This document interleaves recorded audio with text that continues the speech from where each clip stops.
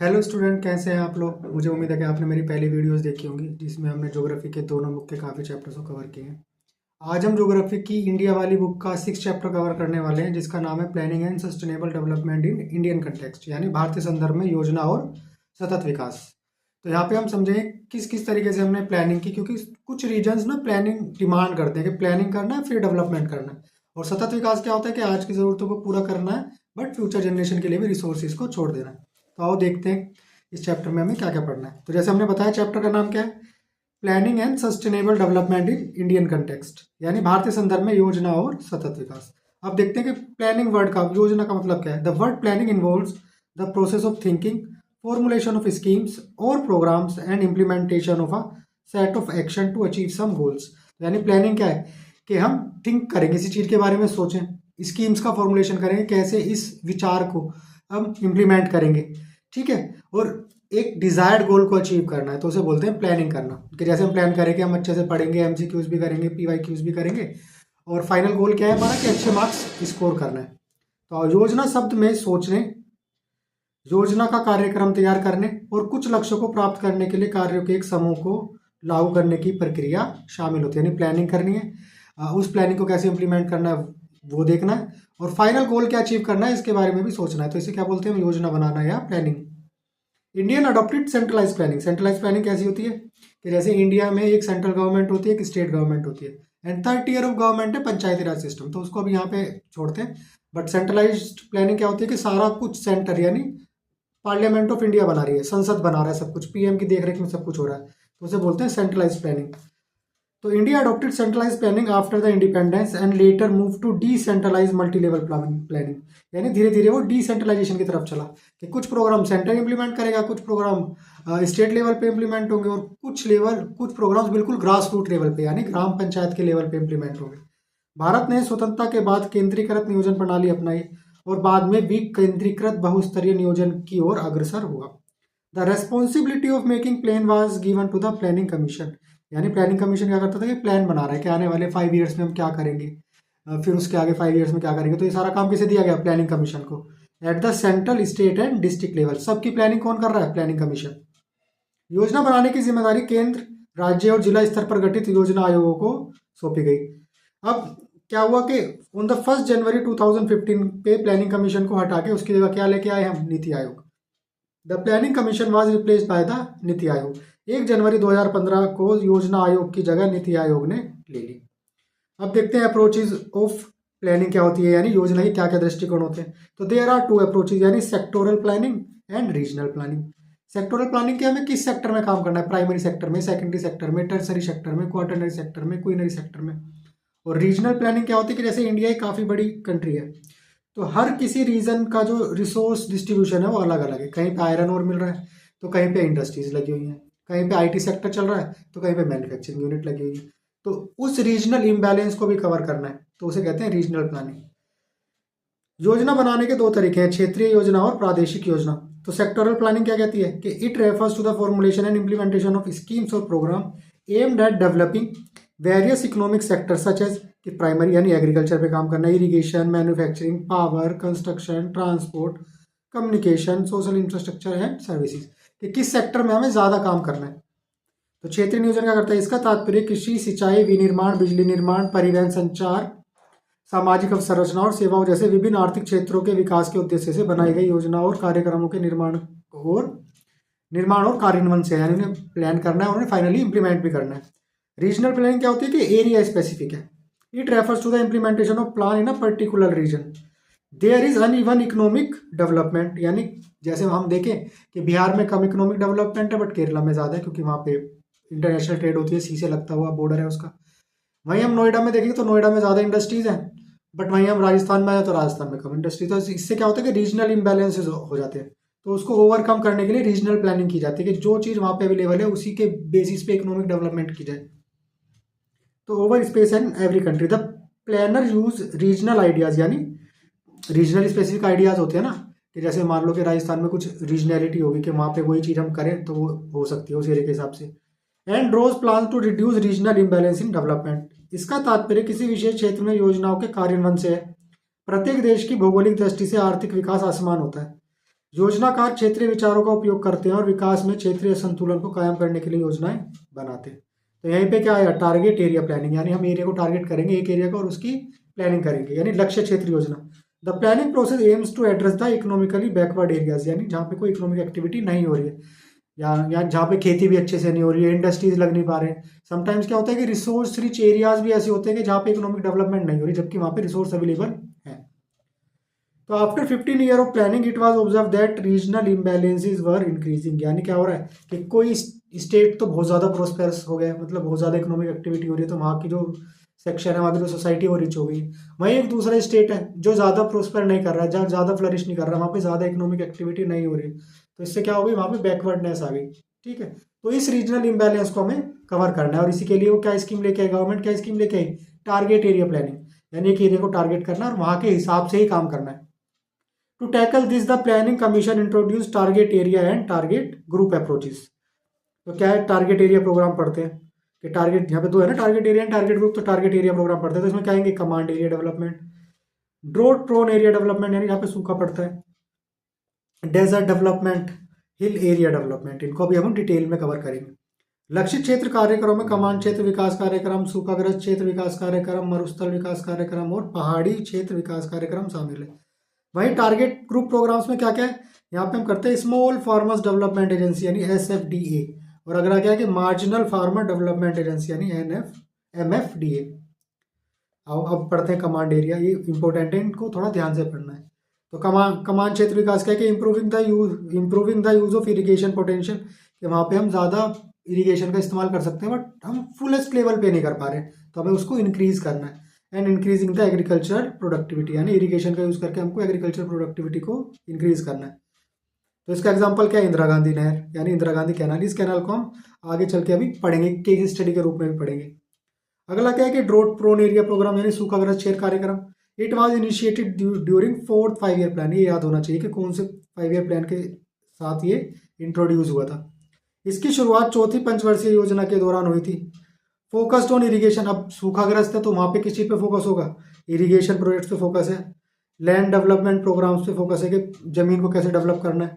अगला क्या है, अफॉरेस्टेशन को रोकना है, यानी जो जंगलों को हम काट रहे हैं उनको रोकना है, और वृक्षारोपण पे ज़्यादा हमें डिफोरेस्टेशन रोकना है, और अफॉरेस्टेशन यानी वृक्षों को लगाने की प्रक्रिया को इंक्रीज करना है, वृक्षारोपण करना है। सिंचाई परियोजना पर ध्यान देना है, भूमि विकास कार्यक्रम वृक्षारोपण आदि पर केंद्रित था। अब ये कर रहा है कि provide employment to the people in the drought prone areas, यानी जहाँ पे सूखा पड़ रहा है, वहाँ पे सूखा पड़ रहा है तो खेती वेती कुछ भी नहीं हो रही, बट जैसे जैसे हम वहाँ पे इंप्रूवमेंट करेंगे तो वहाँ के लोगों को रोजगार मिलना भी चालू होगा। अब पेड़ लगाएंगे तो पेड़ भी तो इंसान ही लगाएंगे ना, वो भी तो एक तरह का रोजगार, ये काम ही है। तो क्या हुआ, the national committee on development on backward areas review the performance of this program, यानी ये याद रखने की national committee on the development of backward areas ने रिव्यू करा इसके कामों को, कि क्या इस स्कीम के अंडर, क्या इस प्रोग्राम के अंडर कुछ अचीव भी कर रहे हैं, या सब कुछ ऐसे ही चल रहा है बस मजे में। अगला क्या है, हिल एरिया डेवलपमेंट प्रोग्राम, ये कहाँ होगा, पहाड़ी क्षेत्रों में। पर्वतीय क्षेत्र विकास कार्यक्रम, ये कब स्टार्ट हुआ, 5th 5-year प्लान, जबकि ड्रोट वाला कब हुआ था, 4th 5-year प्लान में। तो ये नेक्स्ट 5-year प्लान में स्टार्ट होता है, इंप्लीमेंट होना चालू होता है। स्टार्टिंग में इसने कितने डिस्ट्रिक्ट कवर करी, it cover 15 district comprising all the district of Uttarakhand, Mikir hills, north Cachar hills of Assam and Darjeeling district of West Bengal and Nilgiri district of Tamil Nadu, ये याद रखना है एरियाज। इसमें उत्तराखंड के सभी पहाड़ी जिलों, असम के मिकिर हिल और नॉर्थ चचर हिल्स, पश्चिम बंगाल के दार्जिलिंग जिले और तमिलनाडु के नीलगिरी जिले सहित 15 जिले शामिल है, यानी टोटल 15 डिस्ट्रिक्ट्स में इंप्लीमेंटेशन हुआ है इसका।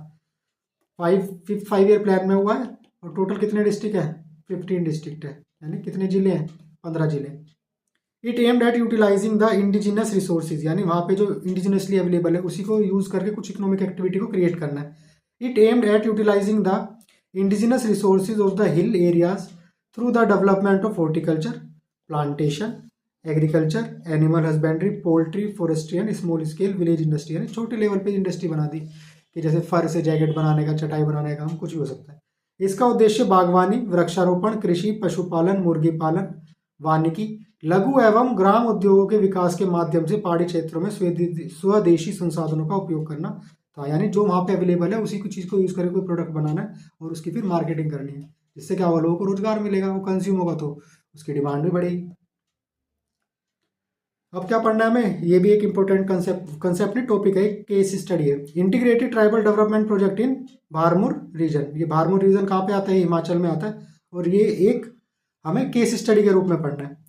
Under the 5-year plan the tribal sub plan was introduce in 1974 and Bharmour was designated as one of the 5 integrated tribal development projects ITDP।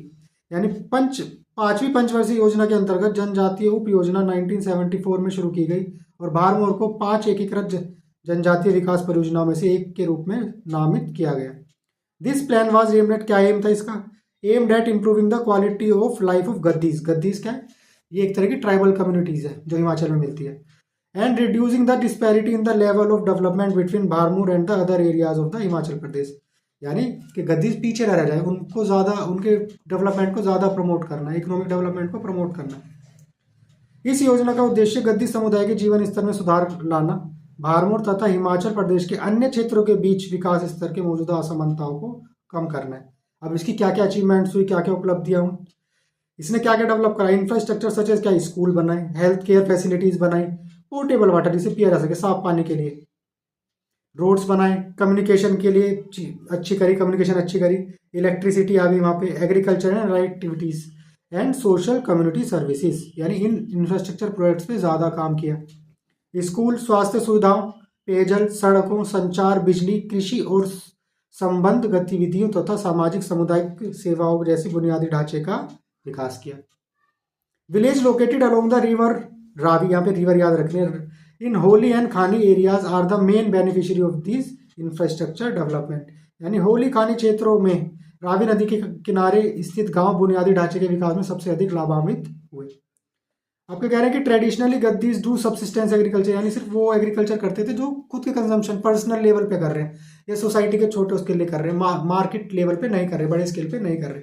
और जब तक वो बड़े स्केल पे नहीं करेंगे वो प्रॉफिटेबल नहीं होगा, कोई economic activity as such create नहीं होगी जो ज़्यादा फाइनेंशियल रिसोर्सेज को जनरेट कर पाए। तो क्या करें कि traditionally Gaddis do subsistence agriculture and pastoral activity. तो पेस्टोरल एक्टिविटी मतलब चराने के लिए, बकरियों को चराने के लिए। However, in the last 3 decades of the 20th century, the cultivation of the pulses यानी दाल उगाने के लिए and other cash crop has increased in Bharmur region। तो अब क्या उगा रहे हैं, वो कैश क्रॉप उगा रहे हैं, यानी कंजम्पशन के लिए नहीं उगा रहे। जितनी भी वो क्रॉप ग्रो करेंगे उसको मार्केट में सेल करेंगे, और मार्केट में सेल करेंगे तो क्या होगा, अर्निंग होगी, अर्निंग होगी तो इकोनॉमिक डेवलपमेंट आएगी, इकोनॉमिक डेवलपमेंट होगी तो जो रीजनल इम्बैलेंसेज हो गई थी, क्षेत्रीय असमानता हो गई थी, वो कम हो जाएगी। यही तो हमारा मेन टारगेट था। बट इसकी कुछ लिमिटेशंस भी हैं, देखते हैं। The crop cultivation is still done with the traditional technology, यानी अभी मॉडर्न टेक्नोलॉजी यूज़ नहीं कर रहे हैं, जैसे कि फर्टिलाइजर्स का इस्तेमाल करें, ट्रैक्टर, वो तो हिल एरिया ट्रैक्टर ज़्यादा होगा भी नहीं, बट मेनली हम high yielding variety of seeds को वहाँ पे डालें, फर्टिलाइजर यूज़ करें, तो वो अभी ज़्यादा टेक्नोलॉजी यूज़ नहीं कर रहे हैं। ट्रेडिशनल वे में पारंपरिक तरीके से जो खेती हो रही थी उसी तरीके से वो खेती कर रहे हैं। The remote village in Tunda and Kukti areas still do not have sufficient infrastructure, यानी कुछ एरियाज में तो डेवलपमेंट हुआ बट कुछ एरियाज अभी भी कुछ इंफ्रास्ट्रक्चर डेवलपमेंट में बहुत पीछे है। Still the Gaddi do the seasonal migration. Seasonal migration कैसे, क्या होता है कि जब ठंड होगी तो अपर एरिया से, हिल एरियाज से प्लेन एरियाज में आ जाएंगे, और जब समर आ जाएगी तो प्लेन एरियाज से फिर से विंटर एरियाज में चले जाएंगे, तो इसको बोलते हैं seasonal migration. And a small section of them move to Kangra and surrounding areas. फिर भी गद्दी समुदाय के लोग मौसमी प्रवास करते हैं। अगर ये प्रोग्राम अच्छे से इंप्लीमेंट होता तो शायद उन्हें ये नहीं करना पड़ता, बट अभी भी कर रहे हैं, तो इसकी कुछ कुछ लिमिटेशन हैं, खामियां हैं, सीमाएं भी हैं, और उनका एक छोटा सा हिस्सा कांगड़ा और आसपास के क्षेत्रों में चला जाता है। अब हमने ऊपर बताया था ना कि इंदिरा गांधी नहर की केस स्टडी पढ़ेंगे तो कमांड एरिया में हमें पढ़ना है इंदिरा गांधी नहर। अब यहाँ पे थोड़ी थोड़ी डिटेल है, बट जब इसके हम PYQs करेंगे तो वहाँ पे इसको और डिटेल में पढ़ेंगे। इंदिरा गांधी कैनाल कहाँ पे है, इसे राजस्थान कैनाल के नाम से भी जानते हैं। Is one of the largest canal system in the India, one of the largest, not the largest. ये किसने प्रपोज की थी, Kanwar Singh, Kanwar Sen propose the idea in 1948। The project was later launched on, यानी कब स्टार्ट हुआ, 31 मार्च इन 1958। कंवर सेन ने 1948 में इस विचार का प्रस्ताव रखा था। क्यों, क्योंकि इससे क्या होता है कि जो रेन डेफिशिएंट एरियाज है जहाँ पे पानी की कमी है बट वहाँ पे खेती हो सकती है, तो उन रेन डेफिशिएंट या वाटर डेफिशिएंट एरियाज में पानी की कमी वाले क्षेत्र में पानी उपलब्ध कराते हैं, जिसकी वजह से वहाँ पे खेती करना आसान हो जाता है। बाद में इस परियोजना को 31 मार्च 1958 को शुरू किया गया। द कैनाल ओरिजिनेट कहाँ पे ओरिजिनेट होती है, हरिके बैराज पे होती है, Harike barrage in Punjab, and run parallel to the Pakistan border. यह नहर पंजाब के हरीके बैराज से शुरू होती है और पाकिस्तान की सीमा के समांतर चलती है। Out of the total command area about 70% was suppose to be irrigated by flow system and the rest by the lift system. Flow system क्या है कि जिस लेवल पे चल रहा है उसी पे ये इरिगेशन करेगा। लिफ्ट सिस्टम क्या है कि समटाइम्स वाटर लेवल अप करना पड़ता है, समटाइम वाटर लेवल डाउन करना पड़ता है रीजन के हिसाब से। ठीक है, आगे क्या है कि measures for the promotion of sustainable development. Sustainable development क्या होता है कि आज की जनरेशन की तो डिमांड्स पूरी करनी है, रिसोर्सेज यूटिलाइजेशन से उनकी डिमांड तो पूरी करनी है, बट उन रिसोर्सेज को ओवर एग्जॉस्ट नहीं कर देना, हद से ज़्यादा यूज़ नहीं कर देना, जिससे आने वाली जनरेशन के लिए वो बचे ही ना। तो जब हम ऐसा सोच के चलते हैं तो उसे ही हम बोलते हैं सस्टेनेबल डेवलपमेंट। तो सस्टेनेबल डेवलपमेंट के लिए हमें क्या करना पड़ेगा? सबसे पहले वाटर मैनेजमेंट पॉलिसी लानी पड़ेगी, क्योंकि वाटर इज द सबसे ज़्यादा ज़रूरी इंग्रेडिएंट ह्यूमन एग्जिस्टेंस के लिए कोई है तो वो पानी है। तो पानी का मैनेजमेंट करना है, ओवर एग्जॉस्ट नहीं करना, रीयूज़ करना है, ठीक है, और उनको स्टोर भी करना है। रेन वाटर हार्वेस्टिंग जो हमने लास्ट चैप्टर में करा था, कैसे पढ़ा था कि कैसे कैसे हम वाटर हार्वेस्टिंग करके वाटर लेवल को राइज, ग्राउंड वाटर लेवल को राइज कर सकते हैं। ये क्या कि क्रॉप पैटर्न एडजस्टमेंट, यानी जो हमारे क्रॉपिंग जो हम फसल उगाते हैं उनके पैटर्न को एडजस्ट करना है क्लाइमेट के हिसाब से, जो हमारी नीड्स है उनके हिसाब से। कैनाल एरिया डेवलपमेंट, कैनाल्स को डेवलप करना है। क्यों? क्योंकि इंडिया में सिर्फ 33% लैंड ही ऐसी है जो वेल इरीगेटेड है, अदरवाइज मैक्सिमम रेनफीड होती है, बारिश पे डिपेंड करती है। तो उसके लिए हमें क्या करना है कि कैनाल एरिया डेवलप करना है, कैनाल्स का प्रमोशन करना है। कैनाल्स लेके जाएंगे तो वाटर अवेलेबल होगा, वाटर अवेलेबल होगा तो हम आसानी से खेती कर पाएंगे। रिक्लेमेशन ऑफ अफेक्टेड एरियाज, यानी उन एरियाज को रिक्लेम करना है। जैसे मान लो किसी एरिया पे हम खेती करते थे, वहाँ पे खेती नहीं हो रही है, बंजर हो गई है, तो उसको रिक्लेम करना है, क्योंकि land is a scarce resource, limited ही है ना। तो जो लैंड बची है उसको रिक्लेम करना है, वापस सही से करना है और फिर उस पर खेती करनी है। इको डेवलपमेंट इनिशिएटिव, यानी ऐसे डेवलपमेंट करने हैं जो एनवायरमेंट फ्रेंडली हो। ठीक है। Social support for farmers, farmers को सपोर्ट करनी है, फाइनेंशियल सपोर्ट भी करनी है, सोशल सपोर्ट भी करनी है कि कोई छोटा है या कोई बड़ा है तो उसके साथ कोई डिस्क्रिमिनेशन नहीं करना। इकोनॉमिक डाइवर्सिफिकेशन भी करना है। आज के टाइम में भी अगर हम देखें कि इंडिया में सबसे ज़्यादा जो प्रोवाइड कोई करता है तो वो एग्रीकल्चर करता है, तो हमें इकोनॉमिक डाइवर्सिफिकेशन भी करना पड़ेगा। जो एग्रीकल्चर में सरप्लस लेबर है, यानी हद से ज़्यादा जो लेबर काम कर रही है, उसको हमें मैन्युफैक्चरिंग यूनिट्स की तरफ ट्रांसफर करना पड़ेगा, इंडस्ट्रीज़ की तरफ ट्रांसफर करना पड़ेगा। ठीक है, तो छोटा सा ये चैप्टर था, ये ओवर हो गया।